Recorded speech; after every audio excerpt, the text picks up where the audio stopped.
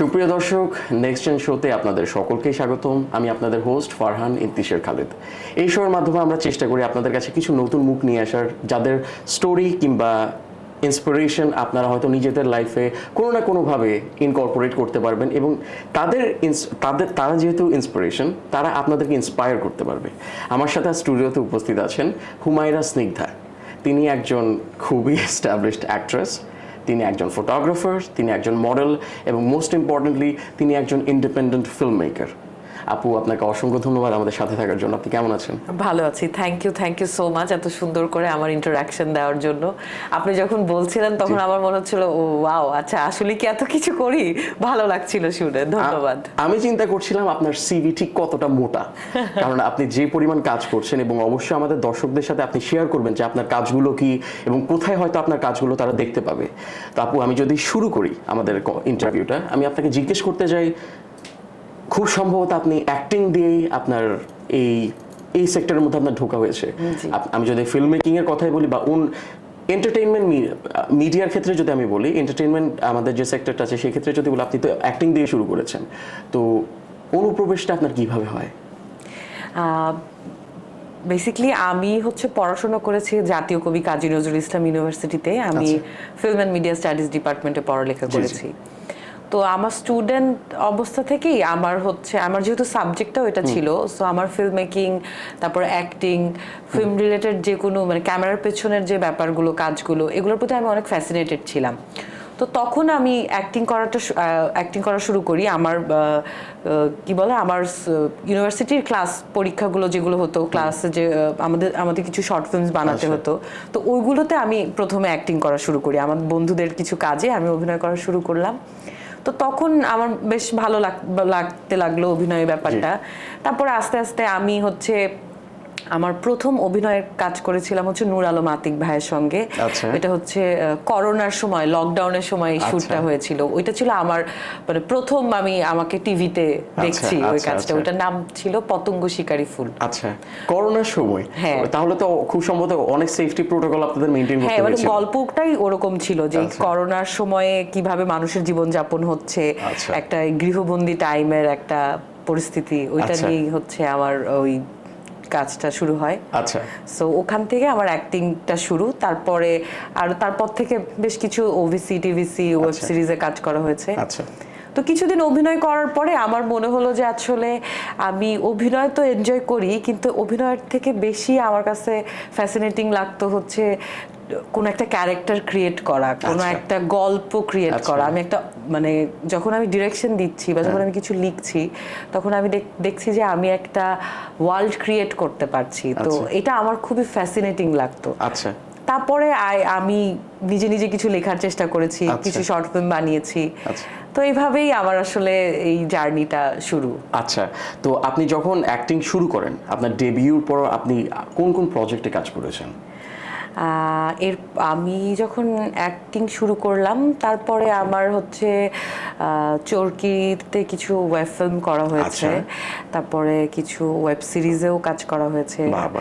Scene part নামে একটা web series. তারপরে আমার একটা ফ্রেন্ড গোলাম মুনতাকিম ফাহিম, ওর একটা কাজ ছিল চরকিতে, একজন তেলাপোকা, এটাতেও আমার অ্যাক্টিং করা হয়েছে। আচ্ছা, সেখানে কি আপনি তেলাপোকা ছিলেন? না, আমি তেলাপোকা ছিলাম না, আনফরচুনেটলি। আচ্ছা, তাহলে বলতো আমার বাসায় আসেন, আমার মাকে একটু ভয় দেখিয়েছেন।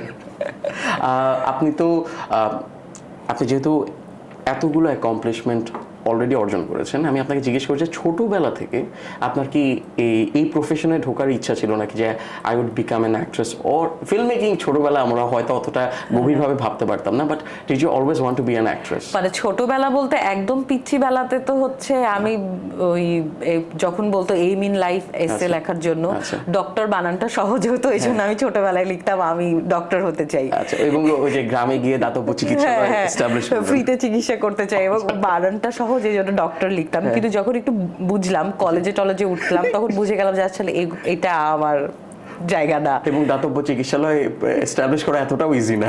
সো তখন থেকে মানে কলেজ থেকেই আমি ছোটবেলা থেকে গান শিখতাম, নাচ শিখতাম। সো আমার ছোটবেলা থেকেই ইচ্ছা ছিল যে আমি ইউনিভার্সিটিতে যদি পড়ি তাহলে আমি আইদার থিয়েটারে পড়বো, না হলে মিউজিকে পড়বো। আচ্ছা আচ্ছা। সো কিছুটা আমার এই ফিল্ড রিলেটেড মানে বলতে পারেন আর কি, ছোটবেলা থেকেই আমার একটু গ্রুমিং এর মধ্যে ছিলাম। আচ্ছা, তবে আমি এটা বলবো যে আপনি খুবই রিফাইন্ড কিছু স্বপ্ন দেখতেন। আমি ছোটবেলায় রিক্সা চালক হতে যেতাম। তো আমি যদি আপনাকে বলি যে আপনি তো একই সাথে একজন মডেল, এবং it is a matter of great pride যে আপনি এতগুলো ক্যারিয়ার অ্যাচিভমেন্টস আপনি অ্যাচিভ করতে পেরেছেন। তো অ্যাজ এ মডেল এইভাবে আপনি মানে মডেলিং আপনার কিভাবে ঢোকা হলো? এটা কি ওই অ্যাক্টিং এর সাথে সাথে হয়তো অফার্স এসেছে, নাকি আপনার মনে হচ্ছে যে না আমি এই ভেঞ্চারটা একটু এক্সপ্লোর করে দেখি? ওভাবে আসলে ভেবে দেখিনি।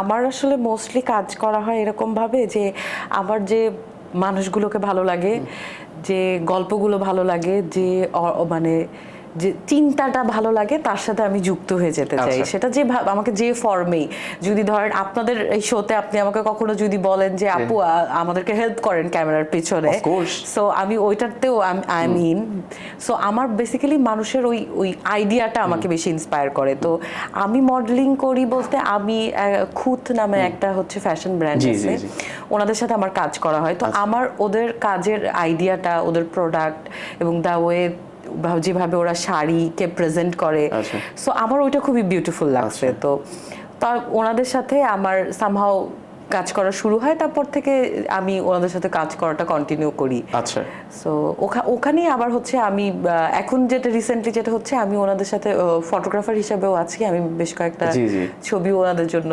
জি, আমি এটাই বলতে চাচ্ছিলাম যে আমার সেগওয়েটা এই ফটোগ্রাফির দিকে যেত। তো অ্যাজ এ ফটোগ্রাফার আপনি কি শুধু খুঁতের সাথে সম্পৃক্ত আছেন, নাকি অন্যান্য অর্গানাইজেশনের জন্য আপনি ফটোগ্রাফি করে থাকেন? মানে আমি বেসিক্যালি খুবই মানে ওই পার্সোনাল জায়গা থেকে কাজ করি, মানে ওই প্লেস অফ ইন্সপিরেশন। হ্যাঁ, আমার পার্সোনাল ফিলিং, আমার যেটা ভালো লাগছে ওরকম। তো ফটোগ্রাফিটা আমার খুবই নিউ ভেঞ্চার। আমি মানে খুবই ফটোগ্রাফিতে আমি খুব একটা পারদর্শী না, আমি খুবই নতুন নতুন শুরু করেছি। তো আমি আপাতত খুঁতের সাথেই কাজ করছি। এর বাইরে আমি এখন অন্য কোনো মানে ফ্যাশন ব্র্যান্ডের সাথে কাজ করিনি। যদি কেউ খুঁতের পেজে আমার কাজ দেখে চায় আমার সাথে কাজ করতে, আমি অবশ্যই কাজ করতে যাবো। অবশ্যই। এবং আমি বলবো ইট tax a great mind to explore such ventures. আপনি অ্যাজ এ মডেল যখন দেখতে পেয়েছেন যে না এই ধরনের ছবিগুলো অ্যাস্থেটিকলি প্লিজিং, এই ধরনের ছবিগুলো অ্যাজ এ মডেল আপনি অ্যাপ্রিসিয়েট করছেন, you got inside the mind of a model, এবং আপনি পরবর্তীতে অ্যাজ এ ফটোগ্রাফার ওভাবেই রিপ্রেজেন্ট করার চেষ্টা করতেন। তা আমি বলবো যে আপনি যে ভেঞ্চারগুলো নিয়েছেন দে আর ভেরি, আমি ক্লেভার বলবো না, বাট ব্রিলিয়েন্ট। ঠিক আছে, ব্রিলিয়েন্ট এন্ডেভার ছিল আপনার। তো আমি এখন যদি আমি আপনার এই যেহেতু গুণের কথাই বলছিলাম, এবং আপনি নিতান্তই একজন গুণী মানুষ, তো এবং আমি আপনার অনেক সুন্দর সুন্দর ছবি দেখতে পেয়েছি as part of your modelling career. তো আমার কাছে আপনার কাছে একটা প্রশ্ন, যে ভার্সেটিলিটি শব্দটা আমার কাছে খুবই সুন্দর লাগে। কারণ আমার মনে হয় একজন ভার্সেটাইল মানুষ যেদিকে আগাবে সেদিকে তারা হয়তো কোনো ভালো কিছু করতে পারবে। শুধু যে একটা সেক্টরে আপনি আপনার টোজ ডিপ করবেন তা কিন্তু না, সেখানে গিয়ে হয়তো আপনি এক্সেল করতে পারবেন if you truly believe in the versatile facets of a human being. তো এটা হচ্ছে আমার ডেফিনেশন অফ ভার্সেটিলিটি। তো আপনার কাছে ভার্সেটিলিটি কি? কারণ আপনি অবশ্যই একজন ভার্সেটাইল মানুষ, এটা আমার মনে হয় আবার রিপিট করতে হবে না। মানে আসলে আমি তো কোনো কিছুই ওভাবে কনসিয়াসলি ভেবে করা হতো না। আমার কাছে মনে হয় যে মানে এই পার্টিকুলার এই ব্যাপারটা আমি যেভাবে দেখি, যে কোনো মানুষের মধ্যে যদি স্পন্টেনিয়াস ব্যাপারটা থাকে যে এবং কিউরিয়াস মাইন্ড হয়, সে এই জিনিসটা পুল করতে পারবে। মানে আমার পার্সোনালি অনেক কিউরিয়াসিটি, আমি প্রত্যেকটা জিনিসের ব্যাপারে আমার জানতে ইচ্ছা করে, বা কোনো কিছু নতুন নতুন জিনিস আমার ট্রাই করতে মনে হয় যে আচ্ছা আমি এটা ট্রাই করে দেখি, তো আমি এটাকে আমার এন্ড থেকে আমার থটটা কতখানি এটার মধ্যে দেওয়া যায়।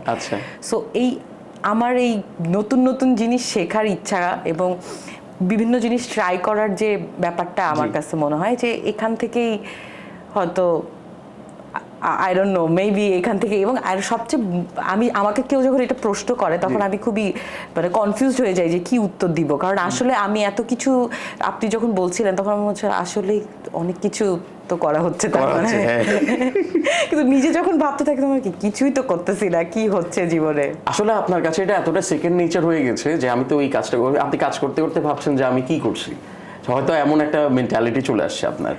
আমি এখন ট্রানজিশন করতে চাই from being an actress to being an independent film maker, from participation to creation and innovation.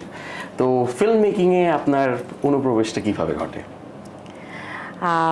আমি হচ্ছে আবার যখন ওই ক্যাম্পাস লাইফে যখন আমি যেহেতু ফিল্মে পড়েছি, আচ্ছা। তো আমার একাডেমিক ব্যাকগ্রাউন্ড আসলে আমাকে অনেক মোটিভেটেড করেছে সিনেমা বানানোর ব্যাপারে। আচ্ছা। এবং আমি খুবই ব্লেসড ছিলাম, আমার সারাউন্ডিংয়ে আমার যে সমস্ত আমার বন্ধু বান্ধব, আমার টিচার, আমার মেন্টররা যারা ছিল, তারা আমাকে বেশ ইন্সপায়ার করেছে। অবশ্যই। এবং আমার বন্ধুরা অনেক সুন্দর ছবি বানাতো, তো ওদের ছবি বানানো দেখে আমি খুব ইন্সপায়ার হতাম। আমার মনে হতো যে আচ্ছা, আমার কাছেও একটা ডিফারেন্ট ন্যারেটিভ আছে, আমার কাছে একটা ডিফারেন্ট পয়েন্ট অফ ভিউ আছে।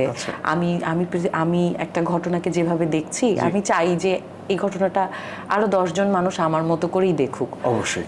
সো ওই জায়গা থেকে আমার মনে হচ্ছে যে আমি আসলে তাহলে যেহেতু সিনেমা বানানোটা আমি যেহেতু পড়েছি এই সাবজেক্টে, আমি যেহেতু শিখছি এখনো শিখছি যে কিভাবে ছবিটা বানানো যায়, তো ওই জন্য আমি আমার ওই চিন্তাগুলো, ওই গল্পগুলো আমি ছবি বানানো শুরু করেছি। আমি যদি হয়তো কবিতা লিখতে পারতাম, তাহলে হয়তো আমি আমার ওই চিন্তাগুলো দিয়ে কবিতা লিখতাম বা ছবি আঁকতাম। যেহেতু আমি এই সিনেমা বানানোটা শিখেছি, তাই আমি আসলে বেসিক্যালি আমার ওই এখন পর্যন্ত আমার সিনেমা বানানোটা খুবই পার্সোনাল জায়গাতে আছে। আমি খুবই পার্সোনাল স্টোরি, পার্সোনাল থটস, এগুলোই আমি তুলে ধরার চেষ্টা করি।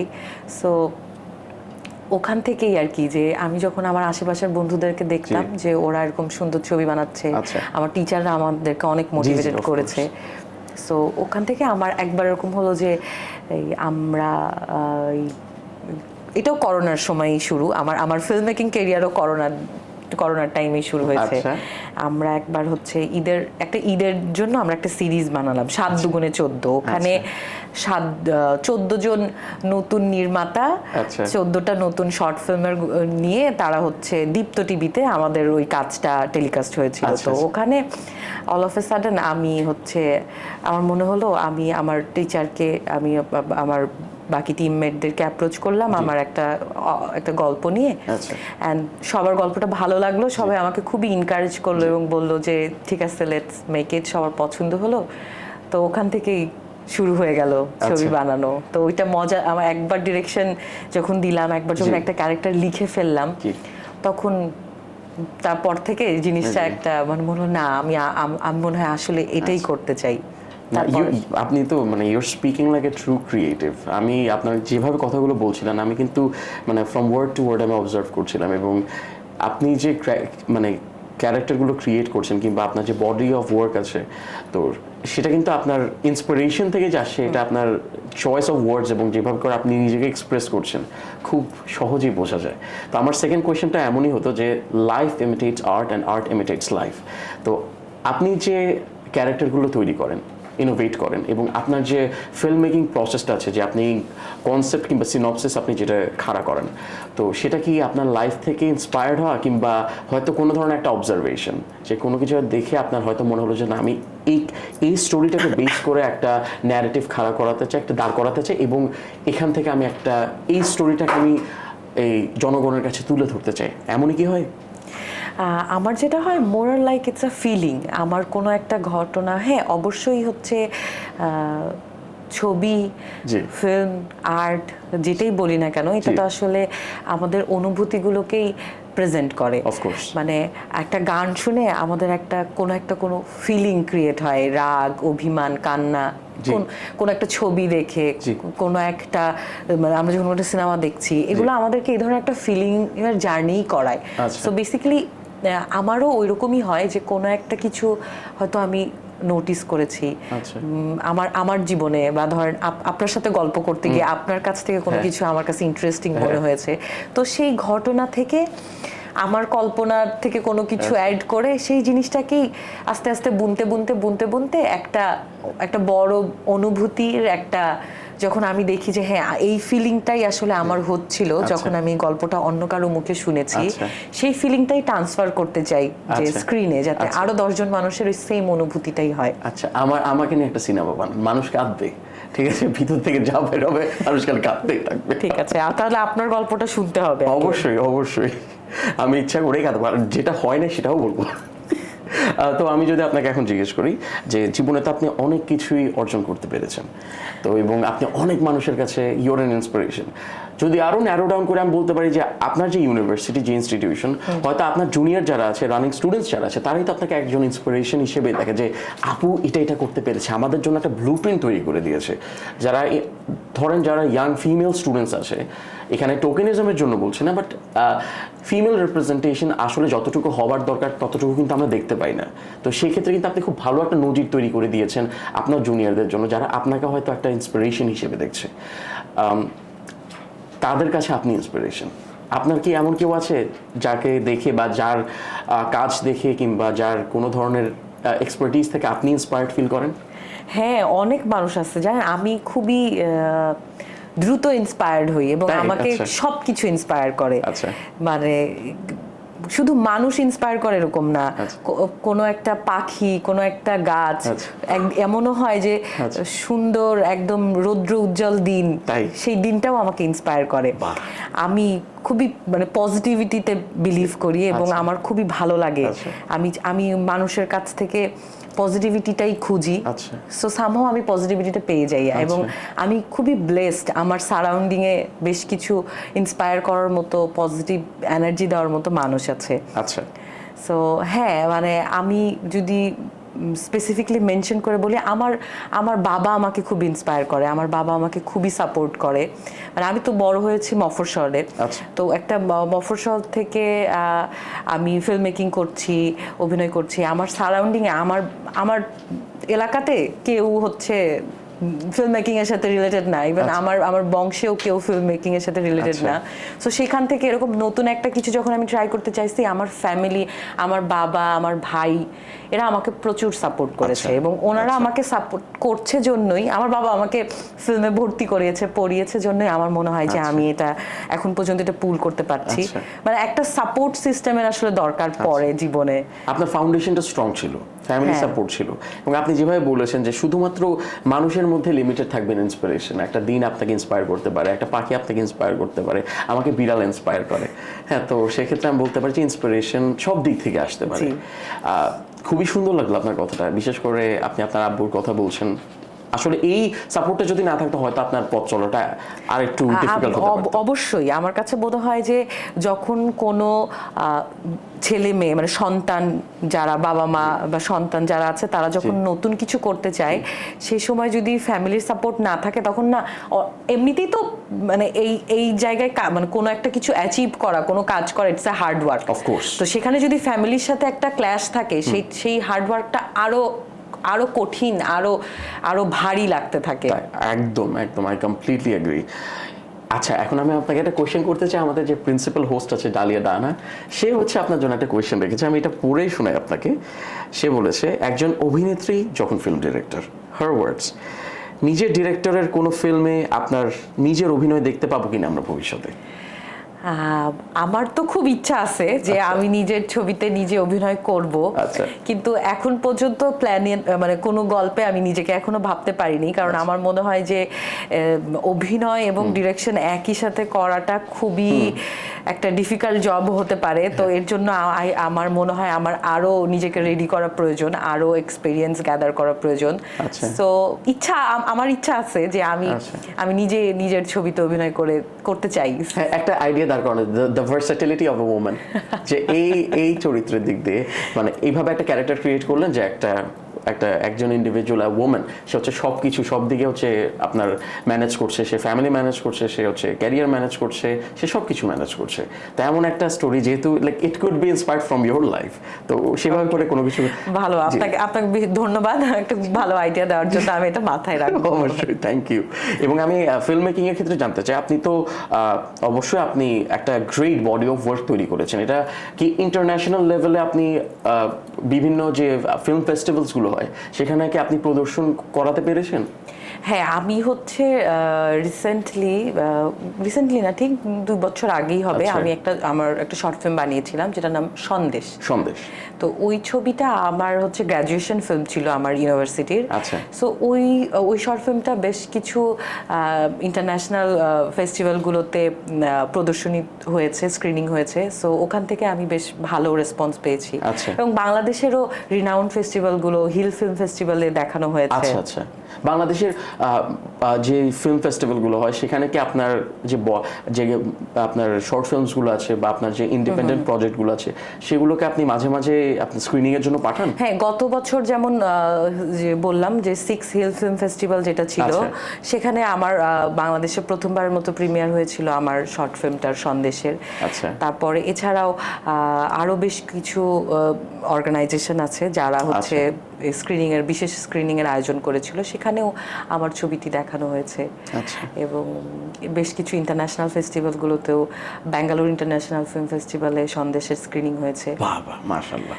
সো ভালো লাগে আমার এগুলো আর কি। আমি মানে একটা ফিল্ম মেকারের জন্য মনে হয় তার ছবিটা দেশের বিদেশের, মানে আমি জানিও না, হয়তো চিনিও না, এরকম মানুষও আমার ছবি দেখেছে।